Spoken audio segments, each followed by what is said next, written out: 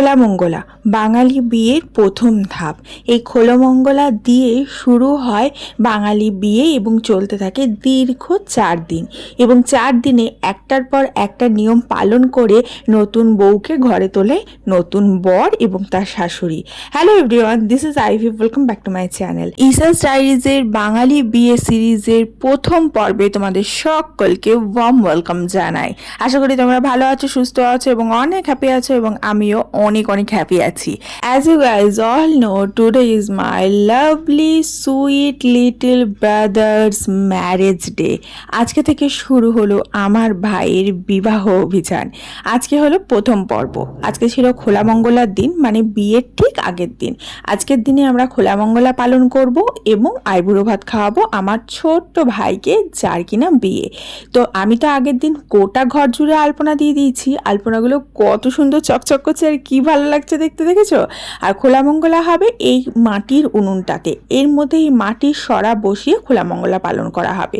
আসলে খোলামঙ্গলা প্রথম সেই পালন করতে পারে যে ক্ষীর রাঁধুনে হবে, যে বিয়েতে ক্ষীর রাঁধবে, আর সেই ক্ষীর খেয়েই বিয়ে করতে যাবে বর, এবং সারা দিন সে থাকবে উপোস, শুধু খাবে সেই ক্ষীরটুকু। আর যে ক্ষীর রান্না করবে সে বাকি সমস্ত অনুষ্ঠানে আগে সব কিছু পালন করবে। আমার ভাইয়ের বিয়েতে ক্ষীর রাঁধুনে ছিলাম আমি, তার জন্য সমস্ত অনুষ্ঠান এবং সমস্ত রিচুয়াল সমস্ত কিছু আমি আগে পালন করেছি। আমরা 9 জনইও ছিলাম। তার মধ্যে এই যে দেখতে পাচ্ছ, প্রথম আমি কিন্তু মাটির উনানে মাটির সরা বসিয়ে এখানে খই ভাজতে লেগেছি। এটাকেই বলা হয় খোলামঙ্গলা। এই নিয়মটা শুধু আর শুধুমাত্র সধবা মহিলারাই করতে পারে, এবং সধবা মহিলা 9 জন এখানে মিলে এই রসমটা করবে। এই 9 জন মিলে করা হবে বলে এই 9 জনকে 9টা এও বলা হচ্ছে। এখানে দেখো, আমার ঠাকুমা রয়েছে, আমার মেয়ে রয়েছে, আমার পিসি রয়েছে, আমার শাশুড়ি মা, আমার ভাই, সবাই রয়েছে। আর ওখানে যে নাপিত ছিল সে সমস্ত ব্যবস্থা করে দিচ্ছিল। নাপিত যে থাকে সেই সমস্ত কিছু ব্যবস্থা করে দেয়। এবং এই যে সরা ছিল, উনুন ছিল, তার উপরে দেখো হলুদ বা সিঁদুরের দাগ কাটা আছে, সেগুলো সমস্ত কিন্তু আমাকেই করতে হয়েছে।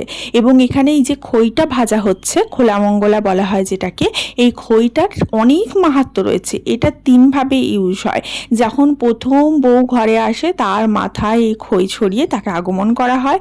বর যখন বিয়ে করতে চায় তখন তার মাথায় খই ছড়িয়ে তাকে বিদায় জানানো হয়, যাতে সে বউ নিয়ে আসতে পারে।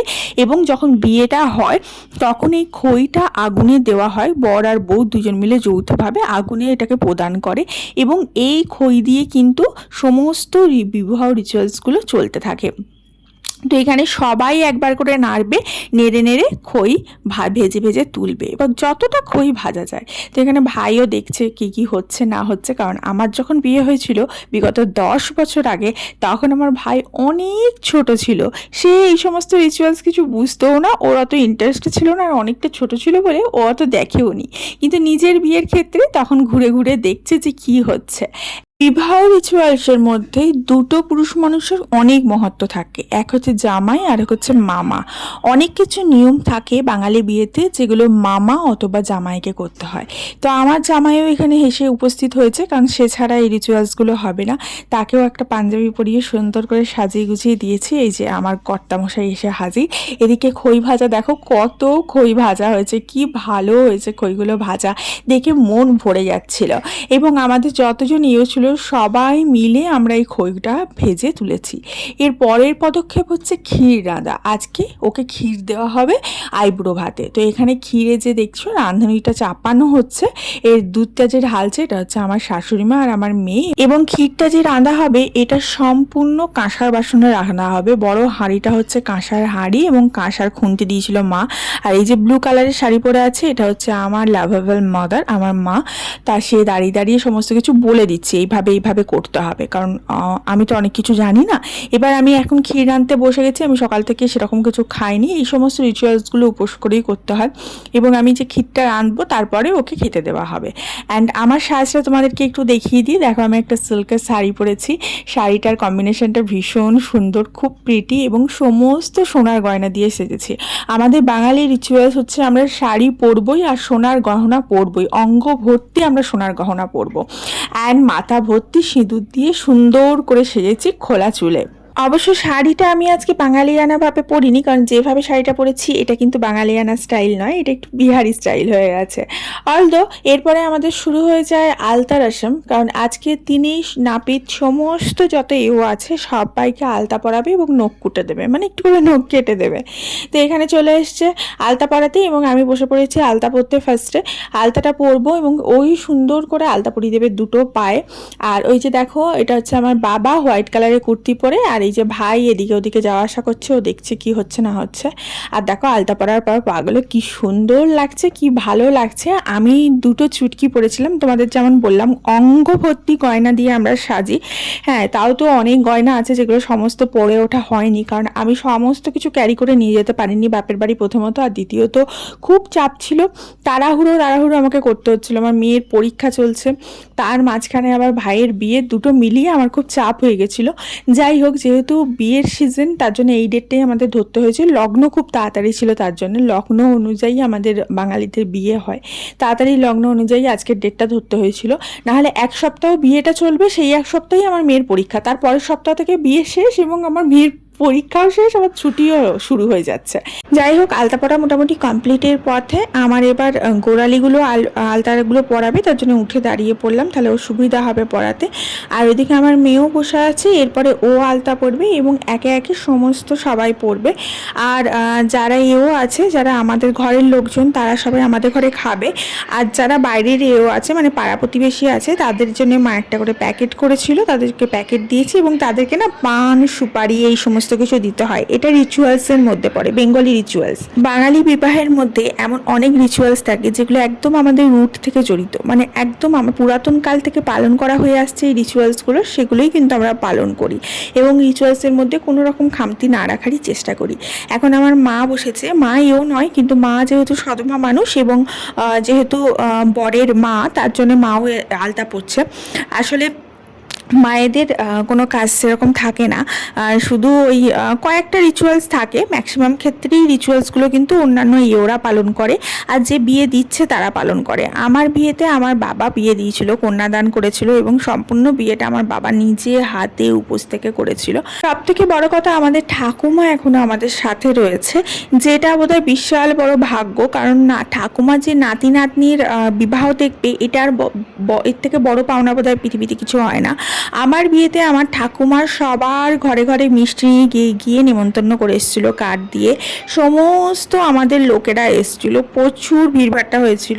এখনও ঠাকুমা রয়েছে, তবে ঠাকুমা এতটা সক্ষম এখন নয়, একটু উইক হয়ে পড়েছে। ভাই তো অনেকটা ছোট আমার থেকে, তার জন্যে ঠাকুমা এখন গিয়ে আর নেমন্তন্ন করতে পারেনি। এবারে আমার মা বাবা দুজন মিলে গিয়ে নেমন্তন্ন করেছে সবার বাড়ি, কিন্তু ঠাকুমা উপস্থিত রয়েছে, এটাই কিন্তু বিশাল বড় পাওনা যে ঠাকুমা আমাদের সাথে রয়েছে, পাশে রয়েছে।